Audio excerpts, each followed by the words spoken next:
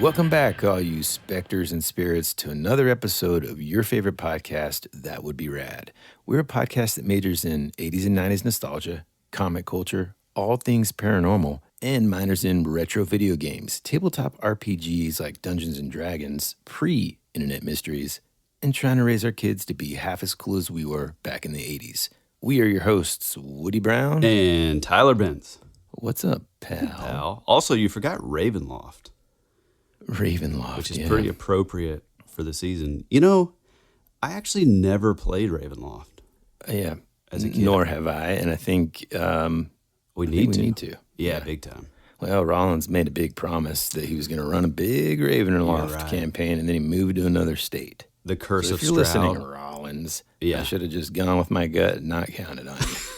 We need to welcome everybody to the grand finale here of the Halloween season, which is our Halloween Spooktacular. Yes, sir. We are in it. This is our favorite time of year. And I know we're not really original in saying that because, let's be honest, it's, unless you're a total prude. Okay, wow, okay, we're judging folks. I mean, as far as like our listeners go, I would say probably our listeners, at least a strong 80%, this is also their favorite time of year. So for sure. We are just like reveling in it. I'm about to watch Weapons as soon as we get done. I've waited so long. For it to be free. Because the $29, streaming rental fee. Yeah. Yeah. Jeez Louise. But yeah, I fought really hard on not spoiling stuff, in my algorithm. And I'm really psyched about it. I have all the orange lights up in my studio. I have, our house looks awesome. Have you ever seen our house at night? I mean, with all the lights and stuff? You asking me or you asking listeners? No, you. Yeah. I mean, I kind of hope the listeners haven't, but yeah, dude, we got like purples and greens and the the flickering orange. Yeah, it's real. We really get into it. Spiderwebs all over the place. Although you have like natural, just naturally occurring. Yeah. I have those Juro spiders that are just outrageous. But we leave them up. Honestly, I do anyway, because I'm the one in charge of getting them down. I leave them up during the season because it's part of it. It's free decorations, man. That's right. And like Tyler was saying, this is our favorite time of year. If you're listening, we're sure that it's yours. But there's always this like sadness that comes along with that because it's like there's all this buildup and then it's over so fast. Yeah, I can't believe we're in the final episode here. Yeah, I totally agree. Also, I have another note, and I don't want to bring anything down. It's real quick. It's not going to bring it down. But my uncle passed away recently.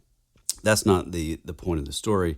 So my family was kind of like looking at old photographs and stuff. And for our longtime listeners, you will recognize a couple stories for me through the years where one of my first Halloweens that I remember, I was dressed as Freddy Krueger, and another one, which is very beloved for my family. My girls love to hear me tell this story because I just sound like an idiot. There's never been anything that sounds more 80s than what you're about to say. Also more Tyler. Yeah, true. My mom wrapped me up in gauze and I mean, toilet paper. Yeah, it looks like toilet paper. It has to be toilet paper. I think it is. Yeah. Wraps me up head to toe because I just had to be the mummy. And we make it about 300 yards to my grandmother's house. And here's little Tyler. I mean, probably 4. Yeah, I mean, pretty real young. tiny. And I mean, my lower half, I mean, you can't really see it from the photo, but the lower half was like basically underwear and tennis shoes. It just completely came unraveled. And I remember when you first told us all these stories, especially like the Freddy Krueger one, and you're like, no, trust me, I was real young. Folks, you were like, we're gonna post these pictures on our Instagram because I can't believe, first off, how hilarious it looks. I told you. But then also, literally, imagine, like a 5-year-old being dressed up like Freddy Krueger and like pretty, I don't know, you had like bloody, it's just great. I can't wait for people to see it. It's just the best. Yeah. Also, just to vouch for my mom a little bit, I'm 99% sure that I hadn't even actually seen the movie. It was probably one of those things where I saw the covers in the video store. Yes, thought it was cool. And I was like, this is awesome. But I did have like a poster, like the, it's not a Drew Struzan, but it's one of the ones that's like the paintings It looks so cool. I did have that on my door as a kid. Amazing. And also, maybe this is the thing that sort of unlocked that, like, sort of fear thing that I probably should have a little more of. Well, I think, I mean, kind of, I guess, like Freddy Krueger being sort of the gateway drug for both of us in a way. For me, it had the opposite effect. You know, it was just, I'm not going to mess with stuff anymore. This is freaking me out. I mean, he haunted my nightmares for a long time as a kid. Well, I will say that as a kid, I thought he was like funny and like, what's funny is I've always sort of been drawn to like the trickster archetype anyway. And my grandpa was sort of a natural like trickster, and I feel like I got a little bit of that.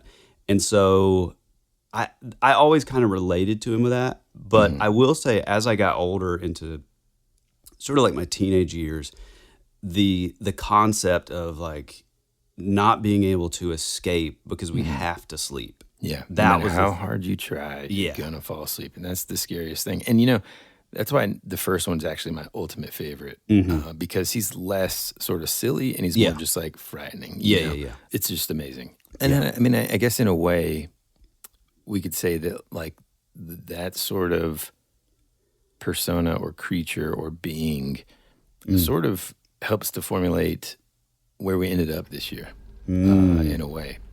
And we wanted to do something that wasn't just another ghost story or, you know, vampires or even werewolves. This year, we wanted to go deeper. Yeah. We wanted to go older. Further back than Hollywood or even medieval demonology, something ancient. Something that existed before humans even walked the earth, apparently. And might still be here with us, hidden, watching. So folks, grab your blankets. You're gonna probably want to keep the lights on, and maybe don't sit with your back to a dark hallway, because this year, for the Halloween Spooktacular, we are finally diving in to the Djinn. Yeah, dude. I've waited a long time to do this topic. 5 seasons. Yeah, 5 whole seasons. Almost 300 episodes to do it. And I gotta say, I do feel...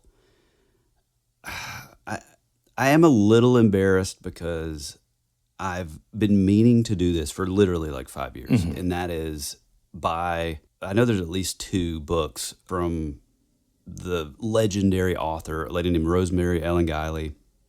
Near the end of her life and the end of her career, she really kind of focused everything and put everything through the lens of the Djinn. And I know of 2 books, like I said, but yeah, she was kind of known as like, you know, she's sort of the David Weatherly of like the Black Eyed Kids kind of thing. So the Djinn were like her kind of deal. And I'm kind of embarrassed because I haven't gotten around still to read her books, but if you like this episode and it's also a topic that sort of piques your interest, go check them out on Amazon. Yeah, it's also one of those topics that I think part of the reason why we haven't covered it yet is it's seemingly, because it's so in-depth, it's seemingly intimidating to kind of go through. So one of the things that we're going to do today, and this is my sort of commitment to it, is I think we're going to, in a way, sort of scratch the surface here because we want to bring these really terrifying stories to you. And I'm sure that it's going to necessitate a future episode kind of diving deeper into all the ways that this entity is involved in other things as well, potentially, right? Yeah. So one of the things that interests me whenever, you know, especially when there's a word that isn't sort of originating from the English language, is to kind of find out its origin. And so that's the first thing I looked up. So the word Djinn comes from the Arabic root Djinn, which means to hide, conceal, or be unseen, which is already scary. Yeah. It's the same root that gives us words like Majnun, which means possessed or mad, and Janine or Janin, which means unborn, hidden child. And even, of course, and you folks will know exactly what I mean when I say this, the English word genie. But this isn't the Disney version of this idea. You'll come to realize, as Tyler's actually brought this up multiple times on our show, that especially this one, but also like even fairies and stuff, somehow we get a hold of this folklore that's existed for so long and then quote unquote Disneyify it and make it a, a fun movie to watch as a kid. And trust me, Aladdin's one of my favorites when I was growing up. Oh, yeah. Me and my buddy Paul Moody memorized the words and we would just sing it around the house, making his sister sing it too. Okay. Yeah. How you doing, Paul? In the earliest texts and oral traditions from pre-Islamic Arabia, the Jinn were described as invisible beings who moved in the wind,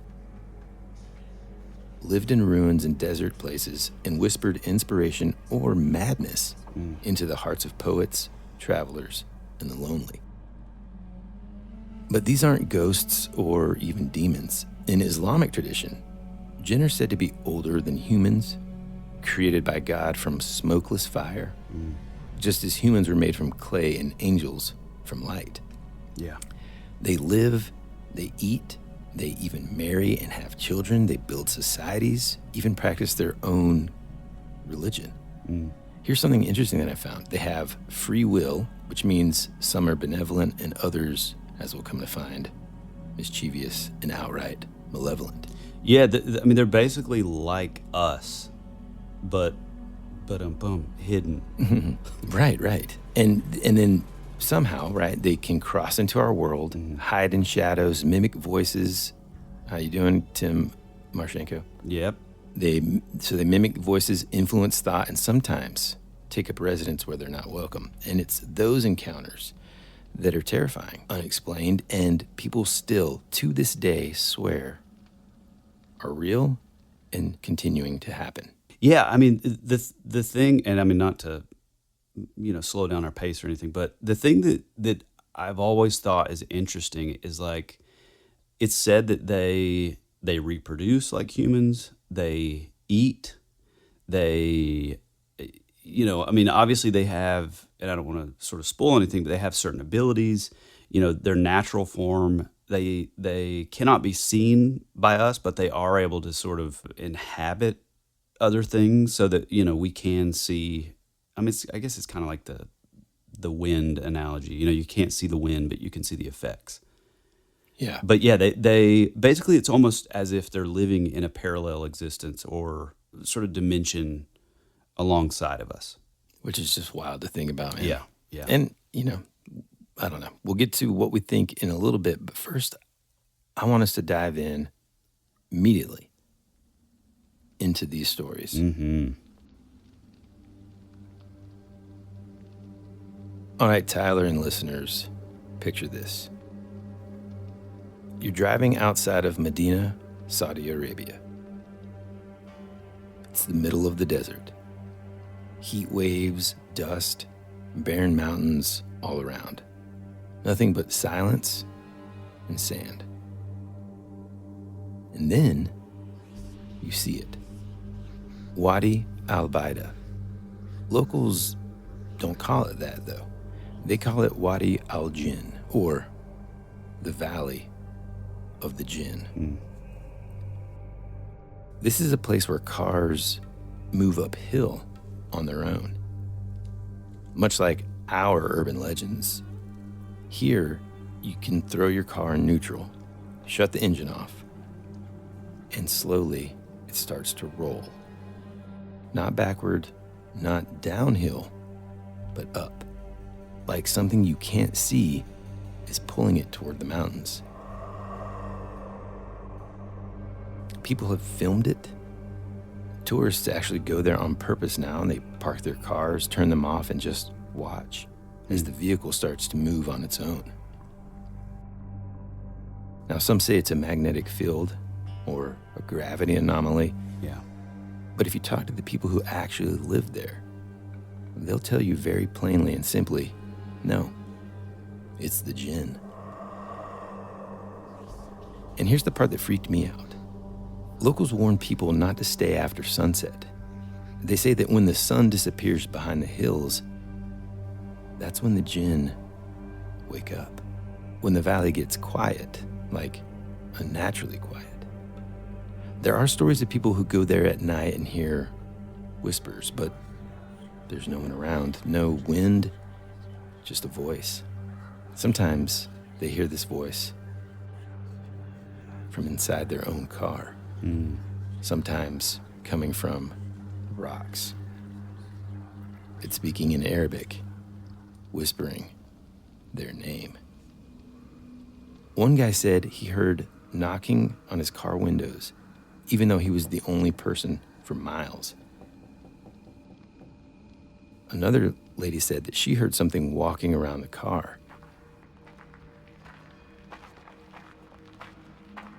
But when she stepped out with a flashlight, there were no footprints, no animals, just the sound of gravel being crushed under invisible feet. See, that's strange, isn't it? It's terrifying. I mean, the idea also that, like, if they're living parallel to us, that there's gravel in their dimension, but in their dimension, they're actually, like, moving the gravel. That's weird, isn't it? It is, to man. think that. And the crazy thing, too, is, like, right now, we could fly out there, get a rental car, drive 30 minutes once we land, and you can watch your car get pulled into the valley by something you can't see. Yeah. Yeah, I mean, we have, like what you were mentioning before, like we call it Gravity Hill here in the States. Like there's probably one in like every town. Right. You know, it's like that urban legend thing. But I don't know any that I've ever heard of that were as efficient enough to where you can just get out of your car and watch it be pulled up. That's crazy. Yeah, I know. Part of the reason why I wanted to tell that one first is I think it's one that we can all relate to, because many of these stories, again, happen overseas. And this urban legend is one that we've heard and experienced, all of us. I mean, especially, I don't even know if that kind of stuff still exists for kids, you know? What do you mean? Like, like you know, going like out your and- teenagers even talking about Gravity Hill. Yeah, I wonder that too, actually. I've thought of that, which is pretty sad, really. Yeah, but Maybe. you know, yeah, so I mean, sure, that one's mild in comparison to a lot of things, I guess. But even still, the idea of being somewhere, you know, you feel pretty safe in a car, Yeah. right? You know, I mean, in every scary movie, the bad guy's running after the girl, and what does she do? She dives into her car, locks the doors, right? Yeah. You feel safer in there. When that safety is sort of, you know, if like a monster or something can bust through the window, then okay, well, they got to be strong enough to do that. Right. But imagine if your physical boundaries, you know, aren't enough to keep something out. That's when it starts getting to that just terrifying. Yeah. And then ancient, like just whispering your name like they know you. How do they know my name? Yeah. And I think also, I mean, it's weird because you can put kind of I mean, this isn't really mundane, but you can put a sort of rational, I mean, even that sounds weird, but you'll see what I'm talking about. If, you know, to us, it's like, it's crazy. How would they know all this stuff about me? How would they know this? But again, if they're existing kind of, you know, 5 feet over, and somehow they're privy to it'd be like, it's kind of like how the Invisible Man is just like hanging out beside you. So he would innately know like your name and like conversations you've had, even though you know you can't see him. He's still able to glean all that kind of knowledge. It seems like, how could he possibly know that? But it's like, well, it's just because he's existing the next door over. Yeah. Or here's another thought, and I love that we're just diving on in, but that's fine. I know. I'm sorry. Another thought is, what if they're always around and they're always sort of following you? Yeah. But this area in the valley here is the only place where you're able to, it's thin enough to where, or the veil is thin enough or whatever, to where you can actually finally hear them. So this is somebody that's just constantly around you. Wow. Terrifying. Yeah. All right, dude. So I have one for you, and this one isn't some old legend or creepy folklore from 1,000 years ago, but this happened in Pakistan, and it's actually documented. So there's this little girl, we'll call her Sanya. She's about 6 years old when this starts. One night, she wakes up screaming. Her mom runs into her room to comfort her, which is totally normal, you know, it's what we would do. Yeah. Except when the girl looks up at her, it's not her voice that comes out. It's a man's voice. Deep, cold, angry, violent, and it says, "Leave us alone. She belongs to us." She's 6, bro. Ugh. Yeah. I mean, imagine going to comfort your kid. Yeah. And a man's voice comes out. And there's no way. Because, I mean, I always joke around about just like running away from that kind of stuff. But then now it's like, this is your kid. Yeah. Paging Mr. Herman. Yeah. Yes. You're like, is everything okay? Paging Mr. Herman. Mr. Herman, there's a telephone call. God, that's at the such a front funny desk. part. Yeah. So after that, things get even worse. She starts speaking languages that nobody has taught her. She seems to know things that she wasn't, around to even hear or privy to, like arguments in other rooms, secrets between adults, parents, stuff that she should absolutely have no clue about. Man. Then she starts having these blackouts. She would just be mentally just completely gone. And we're talking like for hours. And when she comes back, she doesn't seem to remember any of it. But her family swears that they've watched her walking around the house during these times, whispering to someone that only she can see. Which this was interesting. Well, I mean, it's hard to like not Go for it. talk about it, but this did remind me of the episode where I kind of had some missing time when I worked at a hospital. And it's like, I wonder, it just immediately made me think of like, well, I wonder if people were seeing me do this stuff. Because I have zero recollection of this. And for our old time listeners, you can find it here. Well, I have no idea you can't say that. I have no idea what episode that's in. I think it's in the first season. Well, okay. It should be pretty easy. Yeah, I don't know. At some point, you've talked about that missing time. It was when you were working at the hospital. Yeah, right. The short, condensed version, and I'll be in charge of that since you're not good at doing the Campbell soup thing. Yeah, right. The short version is Tyler, he hears like a squelch of the walkie-talkie, right? And I think on the other end, it's like, hey, we need this here. And you get up and you go and get it. Next thing you know, somebody's like, man, dude, where have you been? We've been looking for you for hours or something. And you're like, what are you talking about? And you're like, I just went there to bring something. When I got there, they said they didn't need it. Yeah. And they're like, yeah, well, I mean, dude, you've been gone forever. We were trying to look for you, and you just had no recollection. Yeah, they were like, people were like pissed at me because in the room, like it was mid, like what you call turnover, to where you're moving the patient from the bed onto the stretcher. And I just heard something on my radio and just kind of like looked up and just walked out the door, like middle of the, doing what we were doing. And the weirdest thing about it too is when they ask you those questions, you're like, Beijing, Mr. Herman. It's exactly what I said. Yeah. My theory is he's just taking a nap in the supply closet, but keep going. There were some guys that would actually do that. I'm talking to you, Eric Watson. Anyway, it made me think of that. Like that's really strange.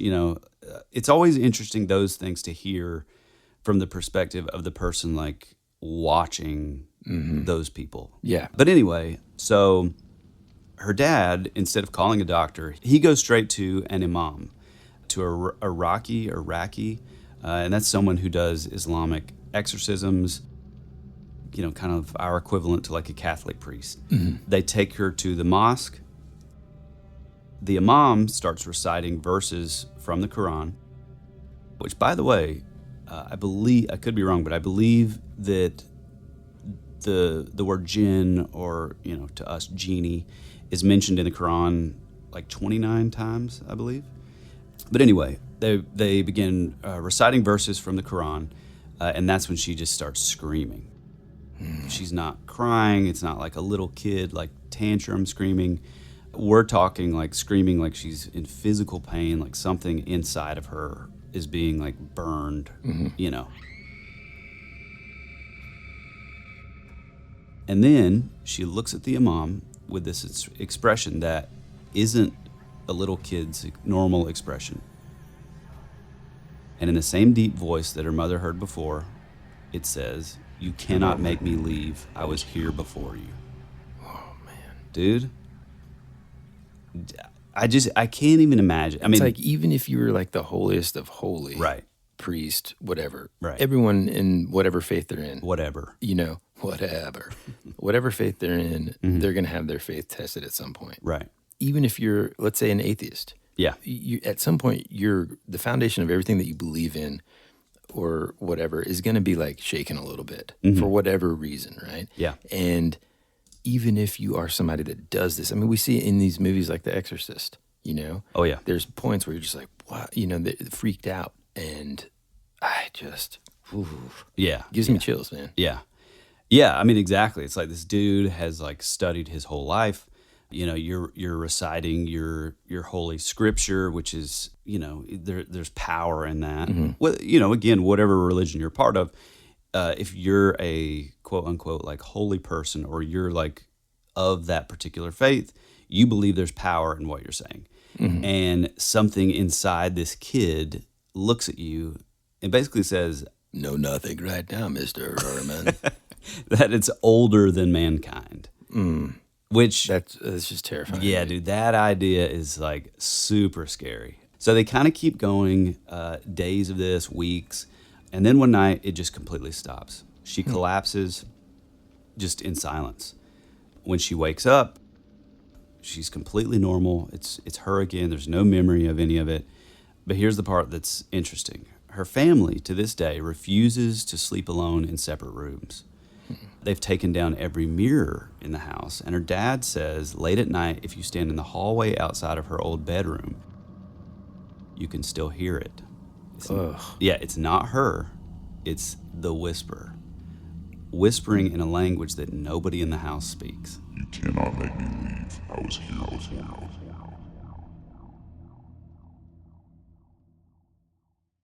After these messages, we'll be right back.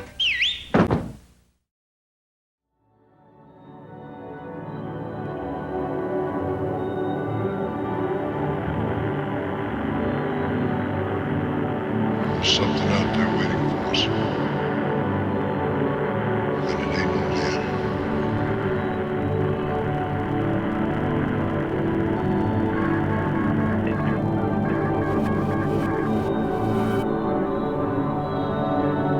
Goonies never say die. Jeez, dude. I love that story. Yeah, it's amazing, man. And like, I think part of the reason that we're drawn to the Djinn and the idea of it, beyond the fact that it reminds us of so many of the things that we talk about, it really is that ancient Yeah, that's it. Yeah. thing. The same thing that when we talked about the Harlequin, the thing yeah. about that just freaked us out even more than just it being there, is that like earthy smell, Yeah. the wet. It smells like rain and old, wood damp and- earth. Yeah, man. Yeah. That there's something about the ancient entities Yeah. that just freak us out, man. Yeah. And I wondered too if, I mean, it's kind of the thing like with, and I know we're not getting into like our thoughts or opinions. I'm really trying as we go, but I wonder if it's such a scary thing because it's like, we're here for such a short time, like maybe 80 years. That's the goal. If you live right, you eat right. For me, it'll probably be around 50, but Yeah. He's got a couple more left. I know. yeah, I got a few more left. So don't fret, people. We have a couple more seasons. But all kidding aside, it's like, 80 years. We're talking about something with the intelligence and the experience of thousands Right. of years. Yeah. And it's like, imagine, I mean, it's kind of like the vampire thing too. It's like, imagine how, we would say like, quote unquote, like, imagine how smart they are. But it's really like, well, no, they've Knowledgeable. knowledgeable. They've Yeah. had so much more wisdom and like years of living Yeah. to figure things out that we could only hope to figure out in our short time here. So yeah, dude, that's pretty wild. I mean, what do you think the deal was with it, like still sort of existing outside of her old bedroom? Yeah. I don't know, man. And I don't know if, did the priest or the imam, is that what you said? Yeah, I think Something like that. Imam. It- yeah, Did he somehow make it to where she was safe. You also mentioned they removed mirrors and stuff like that. So maybe that, maybe that's there. I kind of looked that up, and within the folklore. So it's not actually, I think, not in the Quran or anything, but within the folklore, some people say that jinn don't have reflections, and that other parts might be that mirrors are portals, and also they're saying that like if you look at your reflection and you feel like it looks a little weird, which sometimes that happens to me in the morning nowadays. Right, 45, still alive, and that it could mean that you've got one sort of standing there with you. And so I think maybe they kind of trapped it in a way. It's the only thing that I can think about, or think of, I should say. Well, and also I mean, the mirror thing kind of transcends like multiple sort of religions and cultures and stuff. And like you said, like some people believe it's like a portal. Some people believe that like if you look into it long enough, you start seeing like your face change. I've heard of like sort of traditions where they believe that if that happens and you see certain things in your face start like changing. I mean, the skeptics could obviously say, well, it's a trick. He's on acid. He's on acid, or it's a trick of the light. You're looking at it too long, blah, blah, blah. But I have heard where they say they believe that if you're being like possessed or oppressed, it'll start to sort of manifest and you can kind of see that. Anyway. But also, I mean, what do we know about? We're 40 minutes in. We're on story number 2. We got 10 left plus stuff. Okay. Well, real quick though. I mean, what's also common with mirrors and no reflection? The vampires. Yeah. Okay. It's all the same. So we've covered the Wadi that pulls you uphill. We've talked about the little girl speaking in Pee Wee Herman's manly voice.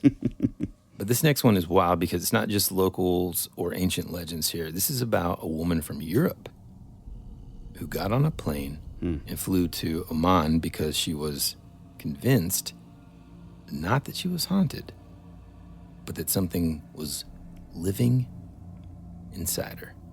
Wow. So this woman, she's, Western, she's well-educated, totally normal background. She starts having these episodes. At first, it's anxiety, sleep paralysis, shadows in the room. Then it changes to voices, not out loud, but inside.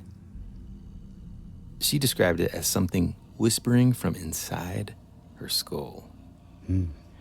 When she goes to the doctor, they tell her, well, you're just, you're stressed out. The insomnia is not helping. You might be having some psychosis related to the lack of sleep and all that kind of stuff. And they, of course, put her on medication. Oh, yeah. But it gets worse. She says something starts moving in the house at night. Cabinets open. Her cat won't go near her anymore. Like poltergeist Yep. type activity, yeah. She starts waking up with bruises that she can't explain, and even weirder, scratches on her back in perfect parallel lines. And then one morning she wakes up and she's standing in her kitchen. She's barefoot, wet, with no memory, and the sink is full, the water overflowing. She's been holding her hand under the faucet, just letting it run. But here's the part, dude, that to me is the scariest. So she's standing there again. She's barefoot. She just wakes up out of nowhere. She's just been standing there for so long. The sink is overflowing over the sides and cascading over. And she says that she then hears the water whisper her name. Whoa. So immediately, dude, this woman goes online and she starts researching Jinn. And she finds a Reiki, an Islamic faith healer in Oman, and she emails him. Think about that. You just don't know what to expect. You're just like, okay, let's see if this guy will help me. And he actually writes her back and he says, if it is Jinn, you must come in person. They don't leave over a Zoom call. And for $1,000. Yeah, exactly. Yeah. But she does this, okay? And I think think about how desperate you would be, right? You've gone to the doctor, you've tried to fix it the quote unquote traditional way. Yeah. So this is what she does. She gets on an airplane, she flies to, I think, Muscat. She gets picked up, driven out of the city to this small house near the desert. Yeah. There's no signs. It doesn't say clinic on top of it or anything like that. Just a simple cement room with a rug, a chair, and a copy of the Quran.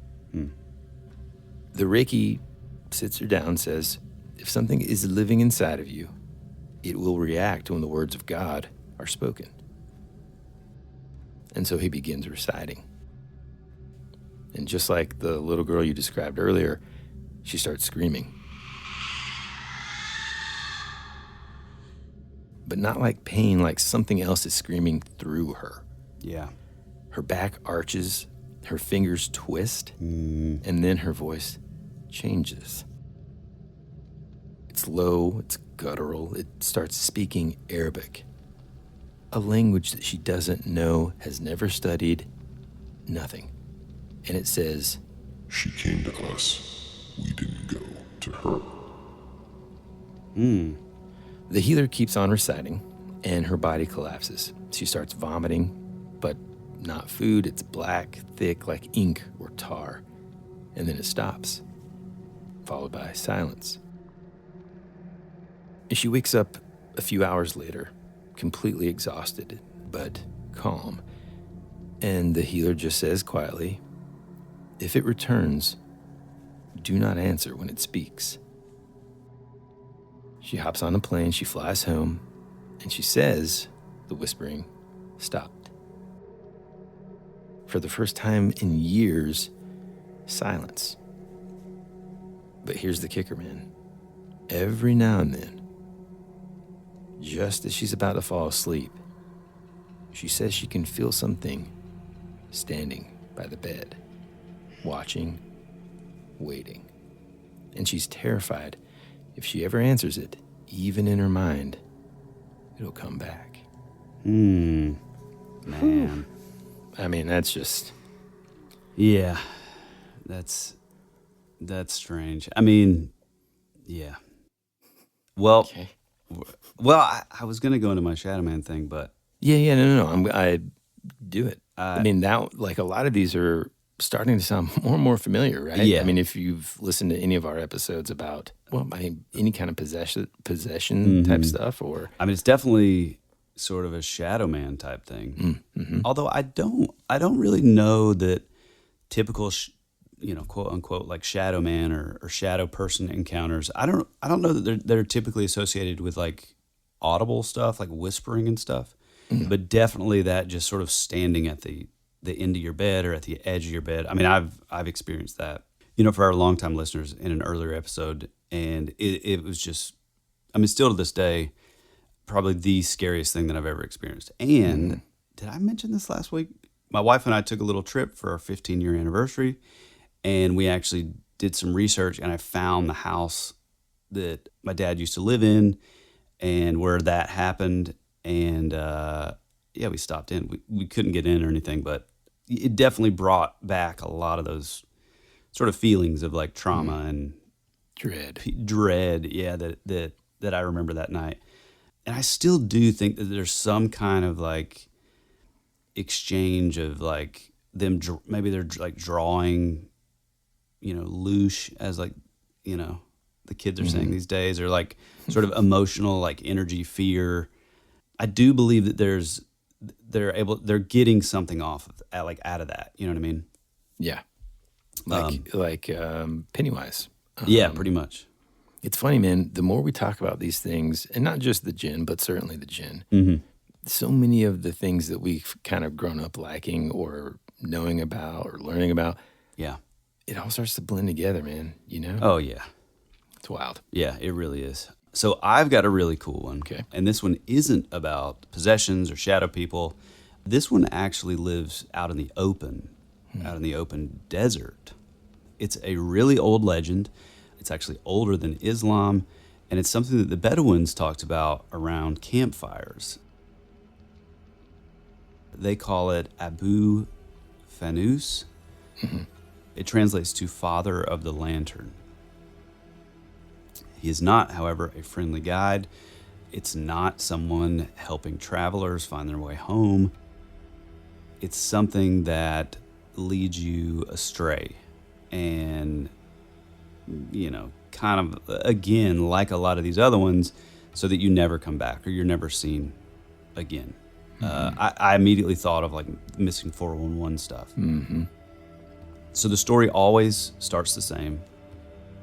There's someone that is alone in the desert at night, which is already pretty scary. Dead silence. There's no wind. There's no moon. Just the sand and the black sky. And then suddenly a light appears, which we naturally think of, like the will-o'-the-wisps. Way out in the distance, there's what looks like a very faint flickering lantern, sort of swinging side to side, like there's someone walking and carrying it. So of course, what do? You follow it.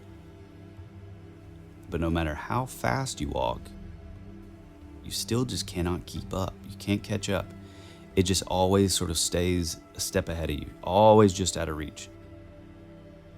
And so before you even realize it, now the stars aren't in the same place. Now the dunes look nothing like before. And you can't see your footprints anymore. You're just somewhere else. Then the light stops. It hovers there for a second, and then it just goes out. It's said that some people are found wandering days later, barefoot, dehydrated, whispering about eyes in the dark. Some are found half buried in the sand, and some, which is the worst, are never found at all. The Bedouins swear Abu Fanous is a Djinn, not a ghost, not a spirit, but a Djinn who plays with the lost. One soldier said he saw one up close when he was on patrol. He said the light was floating, but it wasn't in anyone's hand. And behind it, just for a second, he could see something or someone tall, thin, and walking, but without making any footprints. So think about this, dude. You're in the desert, no GPS, no phone, no stars, and suddenly a tiny little lantern light appears in the dark just far enough ahead. Do you follow it? Or do you stay in the dark and take your chances alone?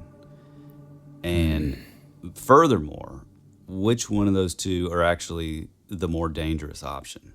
Well, it's funny. My immediate answer, almost jokingly so, would be, no way, I'm not going toward that thing. But I'm trying to picture a scenario where, let's say you're out in this desert. And even as you were telling that story, I was thinking about the contrast between like a lot of our horror stories and maybe it's just a regional thing, but like forests. Like, yes, you're out in the forest. There's like your view is obscured by tons and tons of like trees and I don't know, shrubbery and just stuff out in the woods, right? But here you've got this like almost like endless sea of desert dunes and stuff. And that even brings a little bit more of like a scary vibe, because presumably you see something coming from far away, like let's quote unquote a monster. You have some time to just be like, yep, I'm out of here, right? And go the other way. But the fact that it's something like almost, I don't know, spiritual or something like that is just terrifying. But I was kind of putting myself in a scenario as you were asking that question of what would make me go towards that. And that would be if I was lost and I was, just out in the middle of the desert, no matter which way you look, it's just nothing but endless sea of sand. Yeah, I think I would probably go towards it. Be like, maybe that's someone that lives close by. They can help me out. Maybe they got some water. And for $1,000, you know what I mean? So, yeah, I would probably go towards it. But it is interesting because I think you could quite easily get tricked into thinking like, man, I'm just not going fast enough, especially if you were already tired, thirsty, hungry. You'd be like, man, I'm just not going. You know what I mean? I can see that being a real thing that would happen. Versus just like, I'm just going to take my chances and wait till the stars come back so I can navigate my way out of this. Right. Yeah, I mean, it's like I said before, it's hard not, especially for our longtime listeners, it's hard not to think of the stories of like the will-o'-the-wisps, which are kind of known to do similar things. It's there to sort of lead you in a particular direction. And then also the other thought that I had, which was sort of, in my opinion, like the next sort of logical thought regarding paranormal stuff like this is like, is is this like the desert version of like a fairy circle?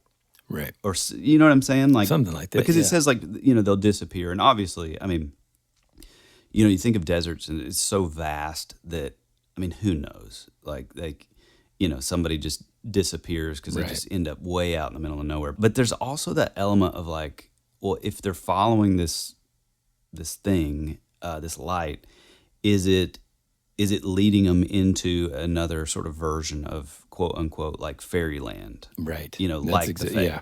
I was thinking the same thing. Huh? Yeah. Like you're somehow able to, you're being lured into their domain. Right. And for what purpose, I'm not sure. Mm-hmm. But well, and also, I mean, this is another interesting sort of parallel is if this is the case, I mean, this what have we learned from Joshua Cutchin from where the footprints in and stuff? No, from from a Trojan feast. Well, you never take food or drink offerings Right. from the other. So it's like imagine. Oh yeah. with You finally do catch up. Yeah, you catch up. You're in the desert, so you're thirsting to death. Right. So what's the first thing you would do? You would take, if a cup of water was offered to you, boom, you're stuck there forever. Pretty scary. Man. Yeah. I know that you probably have one, but I kind of want to have another one. I'll give it to you. And I'm gonna mispronounce this one word specifically. I already know it. Okay. We will return after these messages.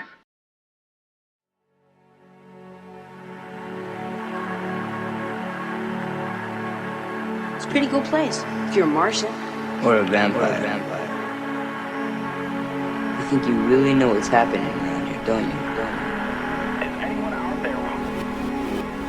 We're fighters for truth, justice, and the American way. Hey, this is Woody. And this is Tyler, and you're listening to That Would Be Rad. And now back to our show.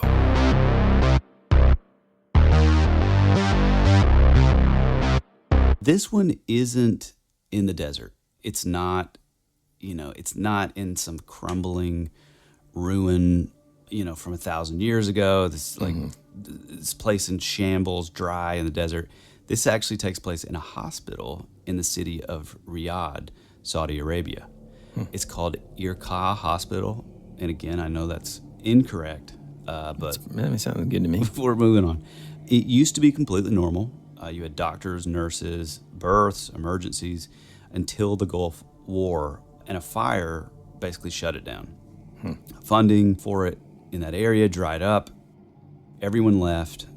They locked the doors, and then they just abandoned it. And again, not to go on another tangent, but this reminds me of one of those things we were talking about with the number stations, where there is something so like creepy about these places where people are they just abandon it, and then it just sits alone forever. Yeah. There's something so scary about that to me. Yeah. But the people who live nearby, they say that the building didn't stay empty. At night, they claim that you can hear things inside. Not rats, not wind, but footsteps, stretchers rolling around, crying coming from the maternity ward, even though this place has been empty for decades. As you do as a teenager, teenagers started breaking in, on dares and all that kind of stuff. A few soldiers, even some journalists got in. Some would come back pale, freaking out, shaking, refusing to talk about what they saw. But others said if you stand by the front door long enough, you'll hear the whispers behind it. Like someone standing on the other side with their mouth right against the wood. Oh my Which is gosh, so dude, creepy. That is Yeah, dude. terrifying. Yeah. So then in 2012, things basically went nuts. Word spread online that the hospital was haunted by Djinn. Hundreds of people showed up at night. I'm talking a full-on crowd of people, phones out, flashlights, just hoping to see if these stories were true, hoping to catch footage, that kind of thing, which is kind of interesting. And I don't know that I've ever heard of anything like this regarding like the Djinn. Right. You know, like just these massive crowds of people standing outside this abandoned hospital, hoping to catch like a glimpse of something. Right. Cops were called, security came, but by the time they got there, the people were freaking out. Some were like sobbing, crying. Some refused to go back inside to get their friends. One guy, and this is on video, said that he saw someone standing in the hallway that was tall, like a man, but completely black. No face, no features, just an absence of anything. As it turned toward them, the temperatures, as we know, dropped, and they could see their breath. Another witness said that they heard a woman sobbing in one of the wings, but when their flashlights hit the ceiling, a shadow was crawling across it. Not walking, but crawling, like it was made of smoke and spiders. It's so, amazing. And here's the weirdest part. The firefighters later said that when they tried to secure the hospital, again, as usual, their radios and equipment started glitching. Voices would come through in languages that no one recognized. And some of the firefighters that came out refused to ever go back in. Regardless of the situation, they just straight up refused. After that night, the government literally fenced the entire building off and even stationed guards, not to keep something in, but to keep people from going in and making it angry. I love that story. Yeah, I mean, it's like I don't know, something about abandoned buildings in general. Yeah, but right. you throw a hospital in it, and boy. Well, also making it such a spectacle of like people so sort of excited about it that they're all around the building, and then some of them start like going in to catch, footage or whatever. I mean, that's, the thing that I thought of is, okay, if we look at the Jinn as similar to humans, yeah, there's abilities and there's, sort of stuff that we would look at as like strange or kind of high strangeness regarding their abilities of what they can and can't do. But if we're looking at them as like, oh, they're just kind of like, they're similar to us, where they're living alongside of us, but they're kind of in a parallel reality of sorts. It's interesting that like, well, maybe when the humans left, they just took up residence in that hospital, which, I mean, is like extremely creepy, but it's also like, well, again, kind of adding this sort of the mundane to it. I mean, it's still terrifying. I mean, don't get me wrong. Yeah. But it is interesting that if this is the Jinn, they just sort of took up residence. And now they can kind of go in like, and they could be there unbothered. Maybe right. we're bothered. Yeah. Yeah. Weird.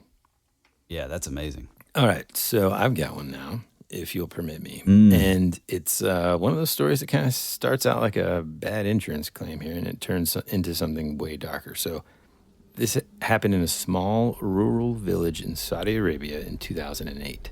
A man and his family wake up one night to the smell of smoke, fire. They rush outside, and neighbors help them put it out. The damage is, bad, but the house is still standing. And you're thinking, okay, freak accident, Maybe, I don't know, there was a short in the electricity or something like that. But the next day, it happens again. And then again. In fact, 11 fires in the span of just a few weeks. Different rooms, different times of day. No stove left on, no faulty wiring. They checked that out. No lightning. The fire department just keeps having to come back, and no one can explain it. The house isn't even near a road. No one's sneaking in. Nothing's really making sense. The family starts sleeping in the courtyard outside because they're convinced that something inside the house wants them gone. Yikes. And Here's where it gets a little unnerving, man, because neighbors start reporting seeing things through the windows at night. Tall, dark figures moving from room to room, even when the entire family is outside. It gets so bad that religious officials come to investigate, imams and scholars, and some of them refuse, man, to go inside. Wow. One of them reportedly told the father, "Your house is occupied, not by people, but by Jinn who want you to leave." Dude, this was so legit that it was actually covered on Al Arabia News. This, wasn't a Reddit creepypasta or anything like that. Right. It was a real reported incident. Yeah. And the father told reporters, and I'm kind of paraphrasing here for multiple reasons, one being, don't understand Arabic. But from the quote that I read, he basically said, "I cannot see them, I cannot hear them, but they burn my home to remind me it does not belong to me anymore." Wow. These folks eventually abandoned their house. They left everything. So Furniture, bad. Clothes, toys, just walked away. Wow. And check this out, dude. After they left, the fire stopped. Yeah. No more flames, no more smoke, everything normal.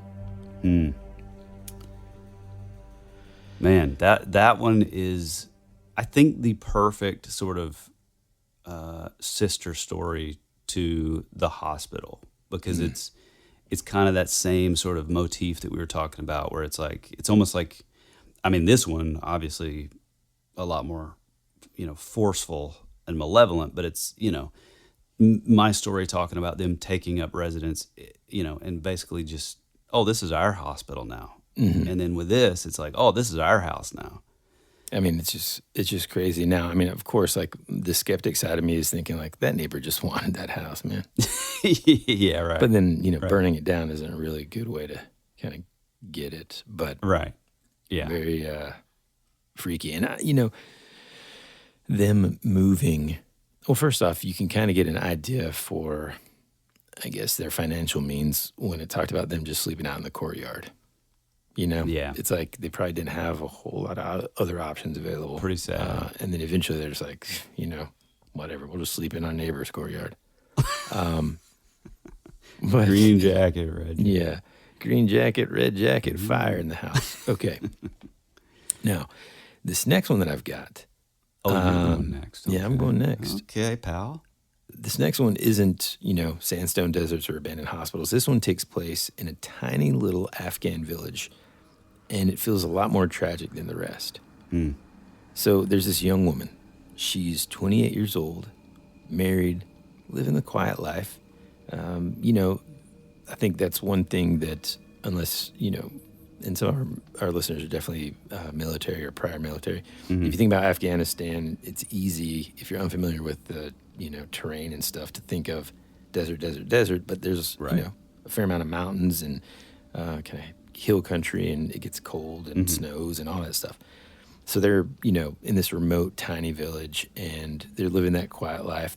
She's got no history of mental illness, nothing dramatic. And then one day, she completely stops being what others would describe as herself. At first, it starts small. She begins talking to someone who isn't there. Not laughing or not playing, not pretending. I mean, like actually replying, arguing, whispering. And then when her family asks who she's talking to, she says, the people in the corner. And it begins to escalate. She refuses to sleep inside the house at night and says that there are voices under the floor, whispering from cracks in the stone. Her husband finds her sitting outside at 3 a.m., barefoot, staring at the wall of her home, crying and saying, they're inside the walls and they want me to come with them. And to me, this is where it gets a little bit more disturbing, man, because she starts to speak again in a man's voice, low, calm, And when she speaks like that, she refers to herself in the third person. Things like, She belongs to us now. and this one is what would freak me out to no end, dude. Stop praying. It hurts her. Whoa. So her family brings in this Islamic scholar, a mullah, to recite Quranic verses in the home. And as soon as he starts, she collapses.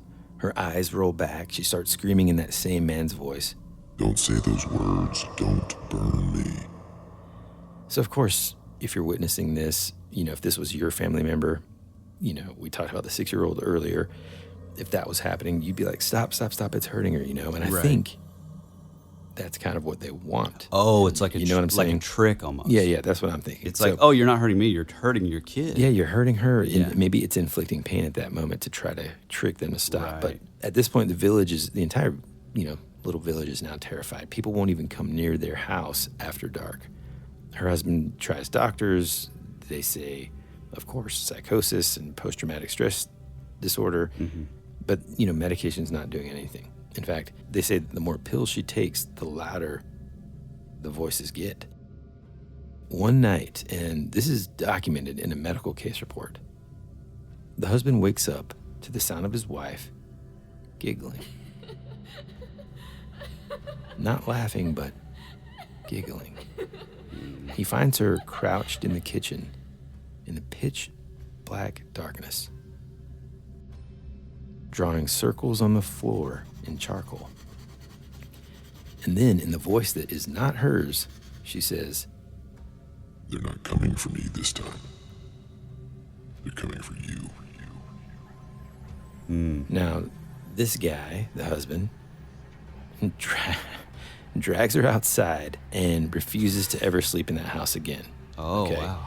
He takes her, they move in with his uncle, and then when she was asked later, during one of her more sort of clear moments, what she thought it was or why it was happening, she said very quietly and matter-of-factly, "They're not inside me.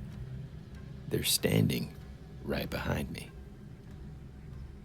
And then she begged the doctor to turn the lights off because she said they don't like to be seen when it's bright, even though she's the only one who can see them. Wow. Yeah. Dude, that's so creepy. So, like by going outside, it basically came out of her? No, I think well, I don't know. I think I'm starting to really think that there's certain areas where they're able to kind of cross over. And in a way, I'm also starting to think these things are just constantly around.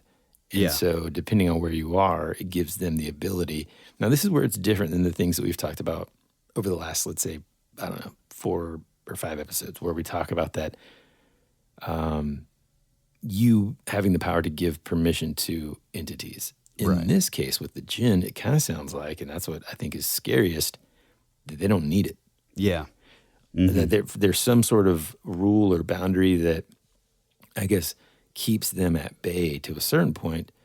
But in a lot of these scenarios, if they're in this house, for example, they're able to mess with her. I don't know, man. It's scary. The whole, they're standing right behind me. Yeah. Oh, yeah. Yeah. And then like the just like drawing like the circles with charcoal. I mean, it's such a straight up horror movie kind of thing. So when we get back from the break, I have another one. Nice.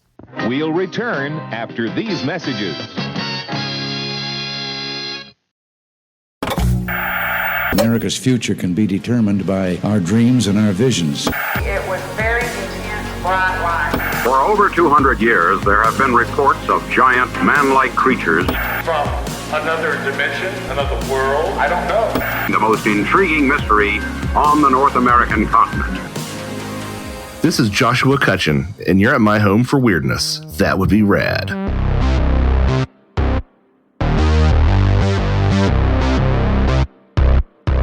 All right, dude. So this one doesn't involve desert ghost and, something way out in an area that is foreign to us. But this happens in East London. So doctors and psychiatrists in London have actually reported dealing with patients, actual, like real patients, who say that they are possessed by the Jinn. These aren't people living in remote villages. These are people living in apartments above grocery stores, taking the tube, drinking tea, but they're telling doctors that there's something living inside of them that isn't human. Which, to me, this is always fascinating once sort of the quote-unquote like outlandish starts making its way into, you know, what your skeptics would consider like serious or science, or kind of like the logical world, you know, like the real world. Yeah. So one psychiatrist, and this is published, peer-reviewed, he writes about 4 different patients from Muslim immigrant families, and all of them said the same thing. It isn't mental illness, it's a Jinn. At first you think, okay, that's part of their culture, hallucinations, trauma, but then it gets weird and stuff starts happening. So one woman who only spoke Bengali suddenly starts speaking fluent classical Arabic during one of her episodes. And the family swears that they've never heard her speak that, and she's never learned it, and it seems to have just kind of come out of nowhere. Another patient, a teenage boy, refused to walk down certain hallways of the hospital, and when they asked why, he said, "He's standing there, the one with the red eyes." When they would look, you know, obviously, room's empty, nobody's there.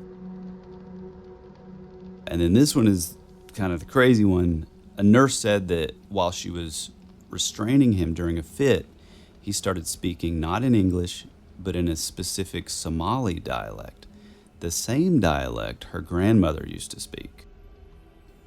And she had never told that to anyone at the hospital ever. So the nurse of Somali descent, her grandmother spoke that, and it's like he knew that. He had, or well, not he, but whatever he was being sort of influenced by or possessed by, it had the knowledge that this nurse, you know, had a grandmother who spoke that language. And so in turn, he started speaking the language, which, I mean, that's like peak kind of creepy, because that even goes beyond my theory that I had before about like, well, of course they're going to know like names and conversations because they're kind of existing, you know, alongside of us. We just can't really see them. But for this is kind of more like it's tapping into something else. You know what I mean? So doctors, they, you know, obviously they tried medication, antipsychotics, sedatives, but none of it fully stopped the episodes. So they brought him to an imam to do ruqya, which again is an Islamic exorcism inside the hospital. During the exorcism, patients would thrash around, scream, or just go dead quiet and just stare. One girl lay completely still until the imam stopped reading and then sat up calmly and said, "He was listening. Why did you make him leave?" And here's the part that the psychiatrist wrote in their notes, straight from the report. "Whether or not the Jinn are real is not what concerns me. What concerns me is why so many people describe the exact same entity, the same whispers, the same shadows, the same eyes." So here we are in East London, and people are all seeing the same thing. That, you know, people in the desert were terrified and seeing thousands of years ago. So I've got to ask, as the believer between the two of us, if you were the psychiatrist and your patient looked at you with someone else's voice and said, "He's behind you," are you turning around? Or are you literally just giving it up and never returning to practice medicine again? Yeah, first words out of my mouth, "Get thee behind me, Satan," and then I'm out of the door and I'm just... Yeah, dude, that's... And I'm going to be like a... what is it called? Like a barista? Bartender. Well, bartender or barista. Yeah, you know, not having it, man. Not having it. Yeah, that's scary. I mean, you're right. Whenever you said earlier, it's like the intersection for us, for me specifically, that is just super interesting and always makes it even more sort of, I don't know, tangible in a way, is just when that intersection of science and the unknown kind of just collides. Right.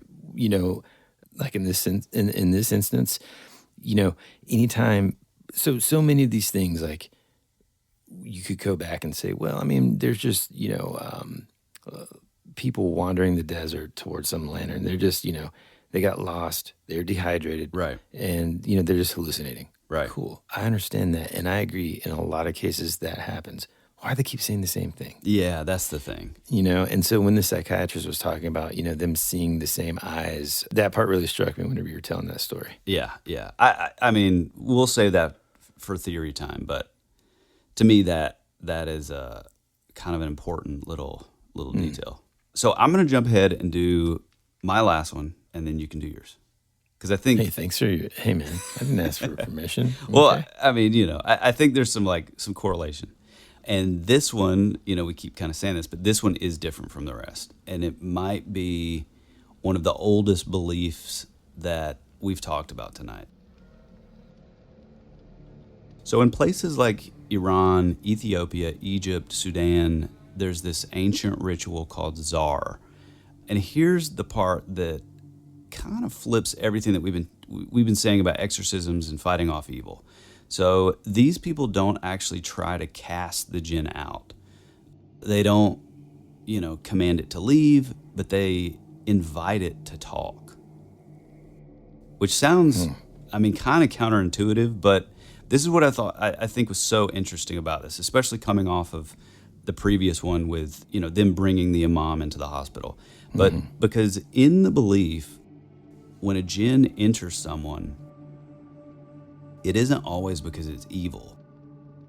Sometimes it's just curious, or I've even heard where it says that it's lonely, which is interesting. But sometimes, and this is sort of the creepier part, it's because it finds the person entertaining. So instead of using holy water or crucifixes or priest, you know, shouting scripture, just like you said, "Get thee behind me, Satan," the Zar ritual uses music, drums, incense, dancing. It's not really a battle, but it's more of like a negotiation. It starts in a dark room, candles, lamps burning, mostly women present, which I think is interesting too. In some language. Do what? Now you're talking my language. In some places, men aren't even allowed inside, which is, again, I mean, like... Well, I mean, it kind of sounds like they're just throwing them to the... Oh, that's a good point. To the wolves a little bit there. Yeah, that's a good point. They burn incense, frankincense, myrrh. I've kind of heard that before. Sometimes even burnt goat hair. I have not heard that before. Because supposedly the smell either draws the Jinn closer or it sort of annoys it enough to speak. Then the drums begin slow, repetitive, hypnotic, very kind of trance-like, and it just goes for hours. The person believed to be possessed starts swaying to it. Not like violently, but almost like they're listening to someone only they can hear. You know, the victim's eyes are half open, breathing heavy, head tilting like someone's whispering from almost like, you know, inside their skull. And then the Jinn speaks. There's no thunder, no shrieking, just their voice, but not their voice. It's said that sometimes it may ask for perfume, gold, tobacco, a certain colored shawl, which I'm a fan of a good shawl. But sometimes it can ask for blood, a chicken, a goat, something that's alive. There's a documented case from Iran where an anthropologist said that there was a spirit that said through a woman, "I like gold. She must wear it. If she removes it, I will return." And so she's making it up. Making it 100%. And the family did, but not to punish her, but almost to like appease or make the Jinn happy. Which to me, there's something like that just feels kind of like sinister about that. You know, it's like, oh, we got to do all these things because we got to make this, you know, he's holding this lady like, you know, like hostage basically from the inside. In Sudan, another woman said that her Jinn was male and he would get jealous. So anytime her husband touched her, she'd speak in that deep voice and say, "She is mine." Now that would piss me off. The Tsar leader didn't try to drive it out, however, but they gave it rules, space. They gave it its own little corner of the room, a cup of tea, every Friday even. So it became like a little kind of ritual. And in exchange, it let her live her life.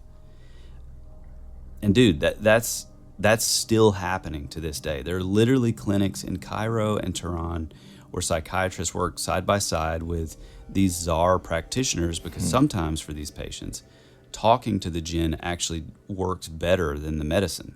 So it kind of makes you wonder, what if, and we talk about this a lot, but what if these cultures aren't really superstitious?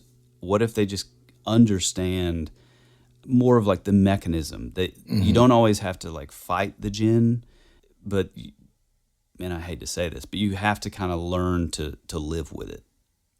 And to me, I mean, I don't know about you, but that's kind of the most terrifying part of the whole thing, that something's not really, it's not that something's inside you, but that it might just never leave.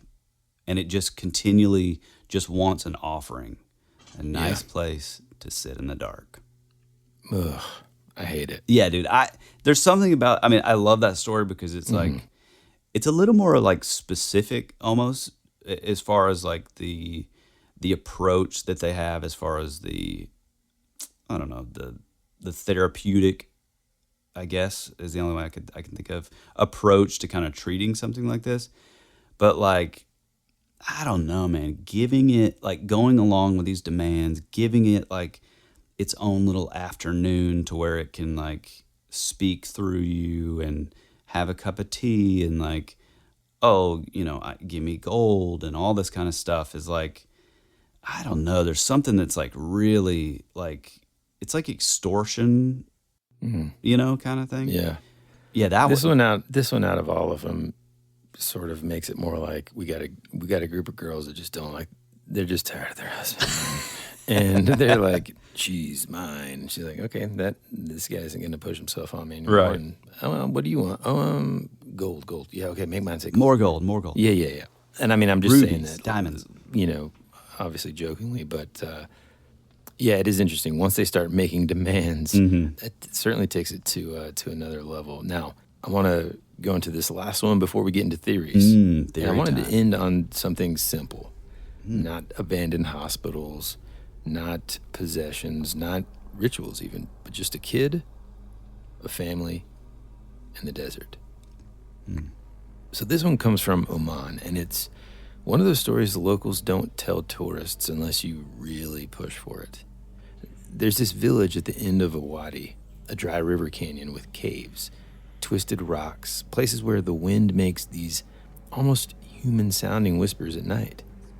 There was an 11-year-old boy, we'll call him Yusuf, and one evening he was outside playing near the edge of the Wadi while his mother was cooking dinner.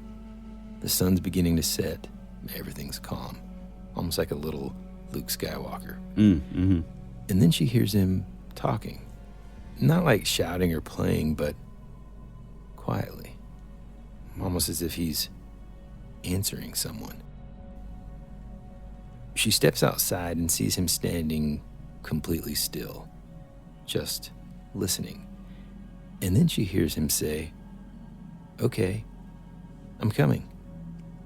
And he starts walking toward the Wadi. She calls his name. He doesn't react. She yells louder. Nothing.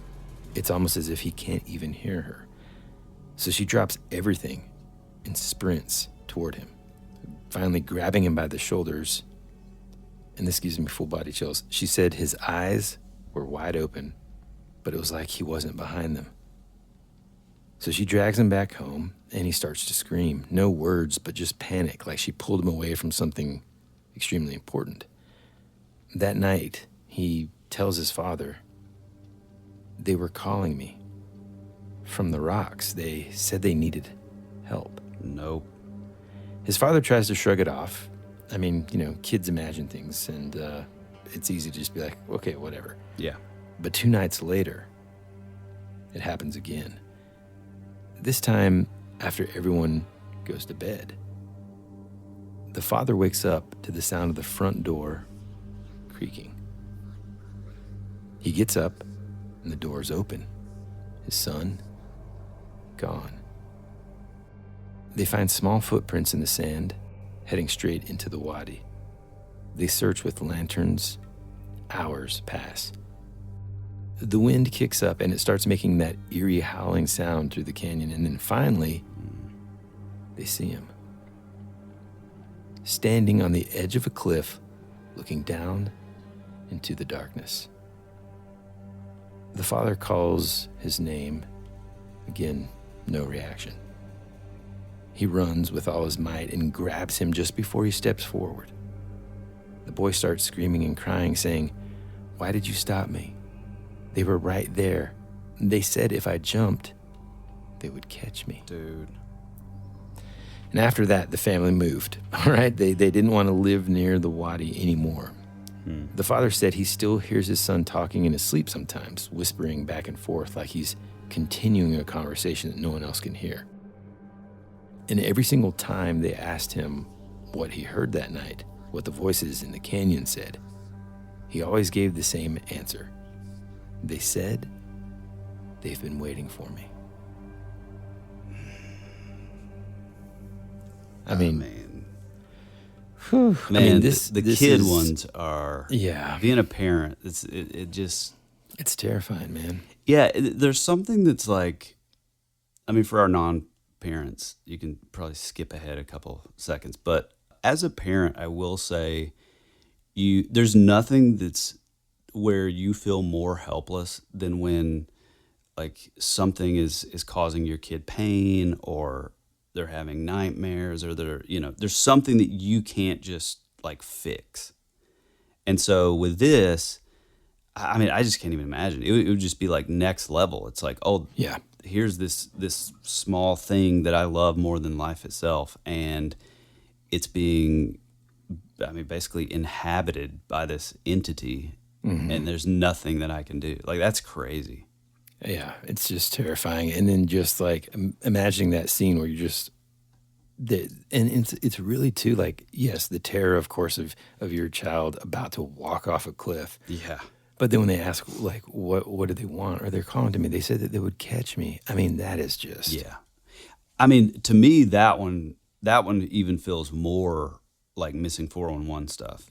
Like, I mean, it almost makes me wonder. I mean, I don't know. I could be totally wrong here, but I haven't heard. I mean, I haven't read all of the missing 411 books because they're massive, and there's like a ton of them. But I've never really heard like a Djinn sort of approach. But I mean, man, this feels, or at least them defining that, because I mean, like, that's the thing.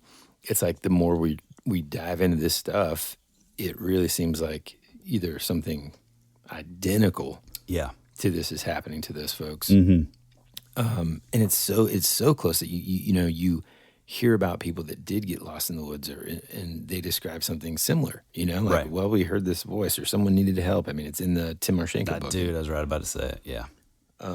Using the, I mean, this even happened like to Tim, I think, the author of the book, where, he's hearing like the voice of, I believe it was his dad, maybe, calling him from the wood line. And so he starts sort of walking in that direction. And then, he's kind of like shaken out of it by hearing his actual dad calling him from the other direction, like at his house. And so, it's, I mean, and that's such a common trope that we've heard a million times, but there seems to be something about this that is, it all kind of seems like internal. instead of something out in the woods calling his name. Yeah. You know what I mean? Yeah. Before we get into like our thoughts and theories, I want to kind of just circle back a little bit and sort of zoom out a little bit about the Jinn in general, because one of the things I think I thought about not including it, but I think is important to talk about here for just a second is that, again, according to Islamic tradition, straight from the Quran, the Jinn were created before humans. Yeah. Again, by the smokeless fire, which is one of my favorite sort of, I guess, terms. Me too, man. Awesome. And not hellfire, not literal flames, but something more like pure energy, heat without smoke. Like plasma almost. Yeah, like form without body. We're made in all these traditions, Christianity or Muslim, by clay and angels from light. And so in Islamic tradition anyway, the Jinn kind of are able to form without a body. Yeah. And they're not divine, they're not mortal, they're kind of like this parallel being. Yeah, right. And what's interesting too is that free will piece. And, because of that, there are these various types, almost like I wrote it down in the outline, like origins, types, classes, and abilities. It almost seemed like I was about to write a Dungeons and Dragons character.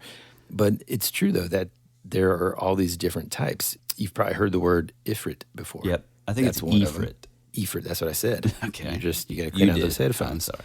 The Ifrit are said to be powerful, fiery beings, usually malevolent, but not always. Yep. Then you've got the... In American Gods, by the way. Then you've got the Marid, or the Marid. This is the classic, quote-unquote, genie type from folklore. Big, strong, proud, often associated with the sea or storms. And even the Ghoul, or Ghoul, and it's spelled sometimes Ghul, and it's more like a shape-shifting predator. It lives in graveyards and deserts. Is that where we get the word ghoul? Ghoul? I mean, I don't... it sounds kind of like it could be. Yeah. Interesting. Yes, that is where. I don't know, but it's it's similar for sure. Yeah. And it's the one that lures travelers away and it eats flesh apparently. And then there are the Djinn, which are desert spirits that are more neutral, and then another one called the Shayatin, which are straight up these evil, or they're aligned with the Islamic Satan, which is I think Iblis. Is that right? Iblis. Yeah, who himself is considered a Jinn, not an angel. So some traditions even mention Jinn are made of water, wind, or shadows, and having entire clans and kingdoms that mirror our own. Yeah, there's...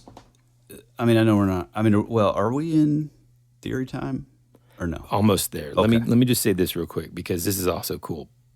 There's like a laundry list of abilities. Jinn apparently can shapeshift into humans, into animals, and even make things look like smoke or shadow. They can move incredibly fast. They can travel great distance instantly, slip through cracks, walls, mirrors, deserts. They're said to whisper thoughts, influence dreams. There's the callback to Freddy Krueger. Or flat out possess human bodies if given permission. Okay, well, there's the permission piece. Yeah. Or, and here is, I think, the most likely, they can possess human bodies if a doorway is left open. Oh, wow. They can become completely invisible to our eyes, but see us perfectly. And supposedly, and this is always my favorite part, in case you want to beat one, they hate iron, they avoid salt. Here we go. And they can't stand certain Quranic verses or prayers. Some stories say they live in bathrooms, wells, abandoned houses or buildings, crossroads, and places people forget to bless. And I think that goes to your, let's say, abandoned hospital or house. Why did they stay and whatever? It's because once that building's abandoned, people aren't going in there and administering like a blessing or whatever. Right. You see what I'm saying? Mm-hmm. These things appear in pop culture, 1001 Nights. Yep.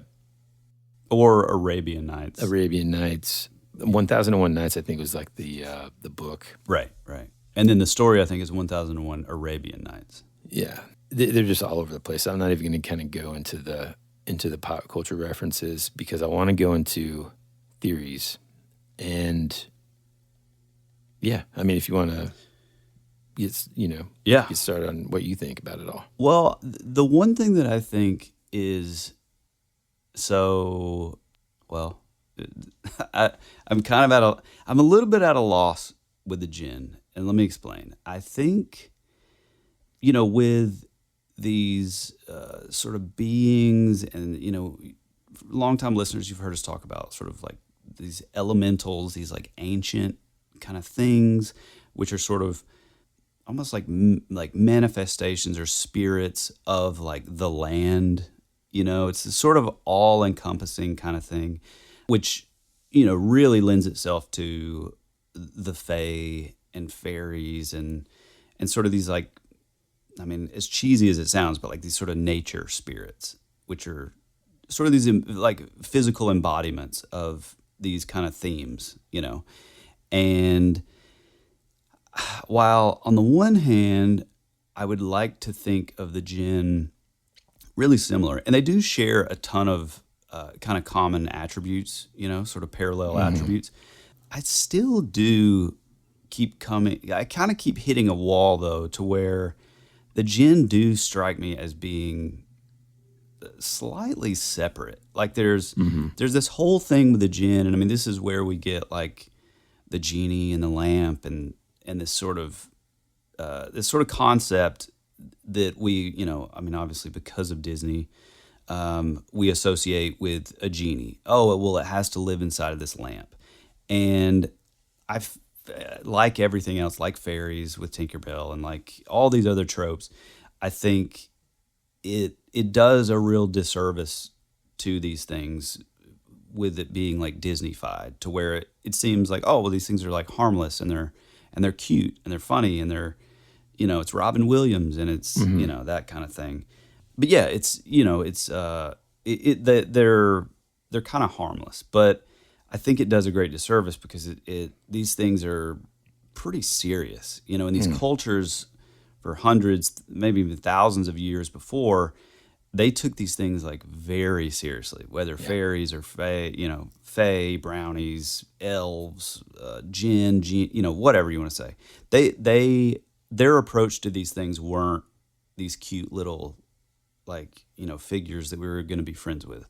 And so, but with a Jinn, I feel like there's this element, especially with the way that they're able to sort of not only inhabit like people, which to me is a very sort of fallen angel, demonic type kind of idea, but it's this other kind of trope to where they're able to sort of embody or at least somehow be like anchored to certain like physical objects. I feel like that's a very sort of unique attribute that maybe they only kind of have. I mean, obviously we talk about like, the Dybbuk box and like these cursed dolls and stuff that we've talked about, throughout the Spooktacular.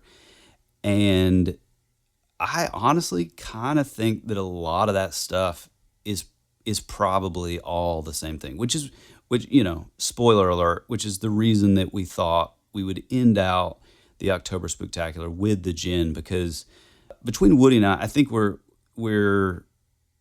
at least semi-close in our thinking, and we think that like the Jinn is probably associated with a lot of these sort of cursed, haunted, inhabited things. Yeah, I mean, and if I don't even go 100% in that direction, I at least will say it is so similar to so many things. Like if you're thinking about things like people's or what they have described previously as like demonic interactions, well, it kind of sounds pretty close to that. If you're thinking about it being more like almost like interdimensional kind of stuff, like I don't know, like they're kind of seen and unseen, and they live in between these worlds. It kind of reminds us of the shadow people, sleep paralysis, Hat Man. It kind of reminds us of the Fae, and all of that kind of jammed together.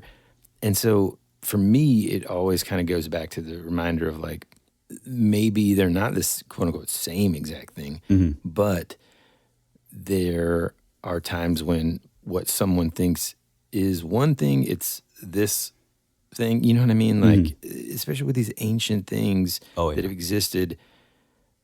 I don't know. It's just scary, man, because obviously there's some sort of power. And you know, we didn't really touch on it at all in any of these stories. But the common thing that you think of when you think of genies really is, you know, genie in the lamp. Yeah, right. And one thing that I was thinking of while you were saying all that stuff is like, yeah, maybe they can inhabit objects, but maybe whenever they're in the object, they've been, because again, we're talking about a part of the world that is, you know, far more old than USA. Yeah. And there are these objects that maybe they were put there by like a holy man long, long ago. Then someone comes upon this object, and then the idea of this like 3-wish type thing, I'm willing to bet that is the Jinn playing a trick on this person. Oh, like, I see. I can grant you all this. You know, you just tell me what your wish is, and then they kind of come in and just use that as their leverage to sort of manipulate this person or trick them into thinking that it's happening. And ultimately, the Jinn's just kind of like getting them to do their bidding in a way. Well, you know what I mean? That's a great point too, because even the like acknowledgement of, oh, this thing's going to give me something. It's going to give me like a wish, which honestly, I think a lot of that like has its origins in 1001 Arabian Nights. Like, I don't know as far as like the wish thing, you know, like I don't know. It's almost like, if you think about it, man, it's almost like a cautionary tale in a way. Even Aladdin, he makes all these wishes, and it shows that like they just kind of mess things up. And if he would have just been himself, then he would have been just fine. You know? Yeah. And I think maybe, like you're right, maybe it is something that's derived from this story so long ago, but it was originally like made as a way to tell people like, don't mess with these things. Oh, right. Yeah. You know what I mean? Well, I was going to say, even just the idea of, I'm going to give you this thing, therefore you acknowledging that, like, there's the transaction. That's like all the opening that they need to like, whether it's inhabit them as a person or whatever. The interesting thing too, that, I mean, oddly enough, we didn't even get into some of these stories, but there's story after story where like soldiers deployed in these areas throughout the Middle East, you know, they go to some ruins and they take like a pebble, or they buy a bracelet, or there's one story where you know, and I think I mentioned it earlier. Yeah. When did I mention that? Because it was kind of recent. I don't know, but I feel like you have multiple times. I mean, one of them being like the Dybbuk box, but then also when we talked about the Kandahar giant. I mean, anytime. Well, there's one story where a guy, like, I mean, all he did was like buy like a ring at like a bazaar or something as harmless as like, you know, that looks cool. Yeah, some like a $2 ring from. It's a pirated DVD of Melrose Place. Yeah, give it to me. Snake Eyes. Snake Eyes 2. Kind of like Dole's Eyes. I knew you were going to do that. But there's all these stories to where these people like, or these soldiers, and most of the, I mean, almost all of them, they don't even realize that, like, you know, it's something so like small. Like, I picked up a stone in this village that looked cool, or like this piece of tile from like a rundown abandoned like temple or stuff like that. And again, to me, this really is like a pretty unique attribute for just the Jinn, to where, and I wonder if it's like somehow tied to just the way that they have to exist, like sort of alongside of us, but in like this other reality. Like, I wonder if there's some kind of like strange like anchor that it like anchors them to this object in our reality. So like, wherever we go, now they have to go. You know what I'm saying? Like, it's kind of like what we were talking about before, where like you're hearing the gravel being physically moved in the next reality over, even though you're looking at the gravel in front of you. And no footsteps. And nothing's happening. Yeah. Or no footprints. No footprints, yeah. And so... but yeah, these stories where they take something home and like, you know, just crazy stuff, and as soon as they get rid of it, it's like everything just goes away. I mean, there is a part of the fallen angel motif and the concept that they're you know, what's called like wandering spirits, and they're you'll find them in the dry places. You know, that's like biblical, to where it's like they're always like thirsting. It's like sort of a torturous existence, and they're always looking for a physical body to to kind of inhabit. Yeah. So like in the Bible, like the pigs, I am Legion. These demons, were inside of the pigs or stuff like that. And talking about like the Bible, one of the things that I've always thought, and I could be totally wrong, but it talks about this sort of spirit called the Prince of Persia. Like that's sort of where we get the title, but it's this video game. Well, that's where the title comes from, but it's this idea that like the Persian Empire was actually sort of ruled by a demonic entity that had sort of jurisdiction over a particular area. And then there's also like I think it talks again about like a Prince of Greece, and it was basically a way of them explaining that they're in sort of the spiritual world, or in, like we're talking about with the Jinn, in like the next reality over, there's an evil, like demonic ruler that has like, he's claimed jurisdiction over like these certain areas. And as soon as I started looking into the Jinn years ago, there was something about the Prince of Persia story that just felt like there was some sort of tie with the Jinn, because like with like what we said at the top of the show, the Jinn, they procreate, they eat, they have families, they kind of live these existences alongside of us, just in another kind of reality or whatever. And it just feels like there could be like some tie there, like at least in my opinion. Yeah. And to me, that's always been so interesting, because a lot of that stuff is like very gray area. There's different sort of like hierarchies. You have your principalities, your thrones, your dominions, your angels. And even with like the Prince of Persia, God I believe he sent Michael down to basically destroy it, which is kind of awesome. And so, yeah, it's interesting to think of all these things kind of happening in the spiritual world that's just right next door. Yeah. One of the things that I think, as we were doing the show, as you were talking before, and it's something I've never really thought of, but I think for our longtime listeners, you'll constantly hear us say, especially in these later shows, like, man, all these roads kind of end at the same place. Like there's so many of these topics where they're the exact same thing. It's like whether we're talking about Jinn or demons or fae or fallen angels or Nephilim, it's like they all kind of have these similar attributes, slightly different in different ways. But one thing that I just thought of is like, what if it's not that it's all kind of the same blanket entity, which is what I feel like you and I both have been sort of like, recently, like kind of leaning into, like, I think all these things are kind of interconnected.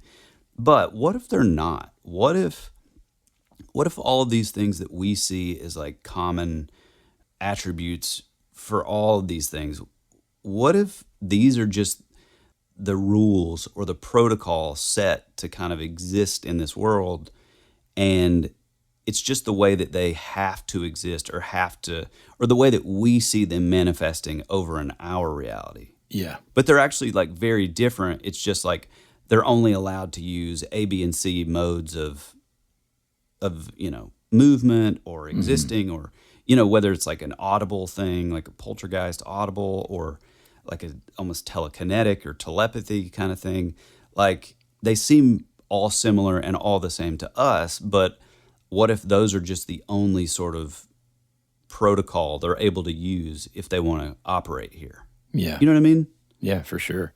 Another thing that I thought about, and this is really kind of out there, and I know, well, some longtime listeners are going to roll their eyes when I say this. But I think it's interesting. I just thought of this. When I talk about time travel, yes, I talk about it in the context of like human beings traveling in time. What if, man, because I mean, that's dangerous. It's risky. It's, you're putting yourself into danger and all this. Dude, what if it wasn't human beings that were traveling through time? What if, and I mean, just think about, and follow me on this tangent here, this thread, okay? just think about the amount of technological advance that we've had in the last 100 years, right? Fast forward 100 years from now. Think about the AI advance that's happened in the last 2 years. Oh, yeah. Okay? Fast forward 100. Now, imagine we send an AI intelligence back in time. This AI intelligence learns to manipulate and utilize energy like plasma and electromagnetic stuff. That sounded like an idiot trying to explain electromagnetic stuff. Okay, plasma and energy and electromagnetic fields and all this, it learns to manipulate those things. Oh, wow. And once it does, it is trying to become trying to have a physical form. Yeah. And it doing that then creates this folklore and these events that have happened throughout time for it. You know what I'm saying? Well, I mean, and this is... I mean, guys, I just wrote $1 million book there. Yeah, and for $1,000. Writing hat on. No, I do find it interesting that the Jinn are talked about. I mean, there's a whole chapter called like al-Jinn in the Quran, but yet there's zero talk about it in the Bible. So it's like, it's like, wow. Yeah, because it's especially in a part of, well, I say part. It's especially around kind of, there's a lot of parallels, okay? When you're looking at, there's some, I should say, let me rewind that. There's some parallels between, let's say, the Bible, the Quran, and the Torah. Right. Okay? There's divergence, of course, but there's a fair amount that's similar. Right. And, sort of in the sort of parallel parts exist in like the creation stuff, the Jesus, well, Messiah, not type, the Torah, but right. There, that's when it starts to like branch out and get different. But still, there's enough similar that it is interesting, right? That it isn't in there, or right. What? Or the question is, my friend, was it? You know what I'm saying? Yeah. We got a lot of I mean, lost scrolls. I like dolls. I mean, I've gone back and forth with friends on, as of 1611, the books of Enoch, the first and second book of Enoch, were taken out of pretty much every Bible, and the oldest written Bible that we have, which is the Ethiopian Bible, there's the book of Enoch. And so why was it taken out? And then not only that, but then you had, and this isn't a conspiracy corner because I know it's been a long show, and we hope you've loved this spectacular, or the spooktacular. Let me say that again. We hope you've loved our spooktacular grand finale, but it's this idea that even the Jesuits and the Vatican basically just took out the book of Enoch out of the Catholic Bible, out of the Protestant Bible. So it's like, why was that? And like what you're saying, it's like, it's interesting that the Jinn is prevalent enough to have its own chapter in the Quran, but then there's zero talk about it in the Bible. Well, I will say this. No, all this being said, we could probably go on about this topic forever. And I think truly, there were several stories like the soldier accounts and stuff that will end up being, a Patreon episode at some point. This is a subject that I think is going to continue on into the, it's impossible to ignore the similarities. And so I'm sure you'll hear us say in future episodes, boy, what does this remind you of? And typically we'll say, well, I'll say time travel, but typically it'll just be like, well, this kind of sounds like the Jinn. So I'm sure as we move along this season, next season forward, I think we're going to find that there are a lot of parallels between these entities and the strange things that happen in the world. And for no other reason than we just finally wanted to talk about it. And we thought it would be a perfect way to wrap up the spooky season.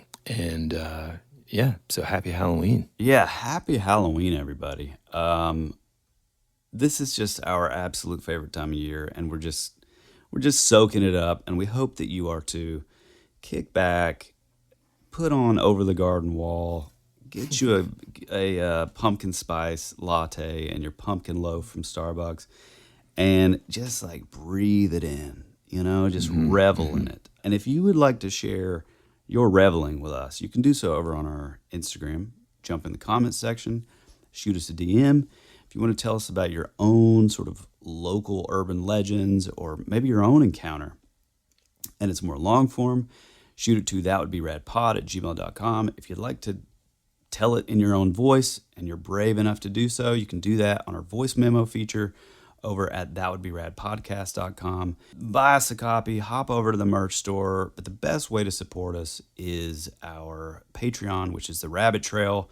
It means the world to us, and we thank every single one of you that support us monthly over on our Patreon, because it's just Woody and I. We do everything from graphic design to sound design to editing, mixing, the show. Like everything that you see is all just Woody and myself. So it really does mean the world to us, and it helps keep this train on the tracks. Tell a weird friend about the show. I'm sure they'll love it. Leave us a 5-star review. Have an amazing Halloween. You know, think back to when you were a kid. Get nostalgic again, because that's what Halloween's about to us. It's about the crappy costumes in the 80s, just the sound of the crunching leaves, the smell of, the cold kind of coming in. Well, I mean, heck, if you're up north, it's probably you're in full-on winter by now. But yeah, parkas. Yeah, parkas. But for us, it's the perfect time of year down in the South, and we hope you're enjoying it too. So I guess that's it, Woody. You got anything else? That's it, man, other than just to say, everyone, have a happy Halloween. Have a happy Halloween, because we love you, we appreciate you. Stay spooky out there, and as always, be rad. That's the way it goes.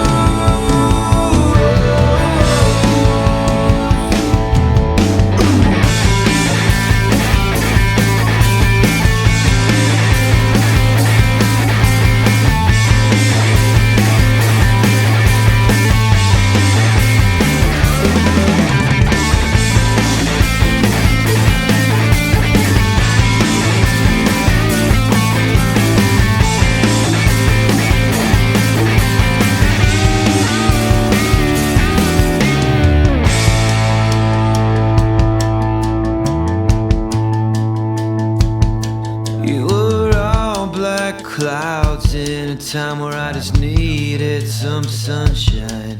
You were already dead before you became a ghost. You always said our future would be a parade of flowers, but now all that's left is a single rose. That's the way it goes.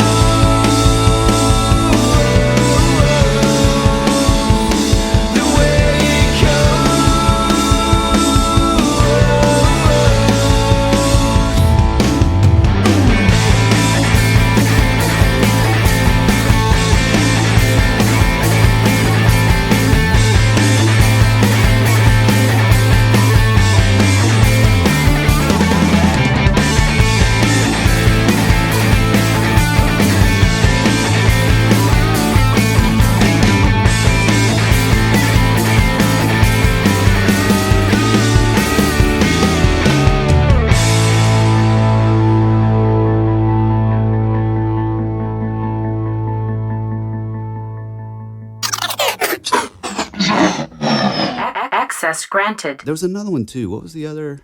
There was a card game called Vampire the Masquerade. That was legit. Dude. And then there was a werewolf card game too. That was like magic. Lycans and something. I don't know. I think you're wrong about that, but yeah, it was something. Yeah, we need to do like a straight up horror campaign. We do, but I think what we should do instead for now is welcome everybody to our grand finale here. It's the Halloween Spooktacular, brother. Just cut all that Said out. it weird.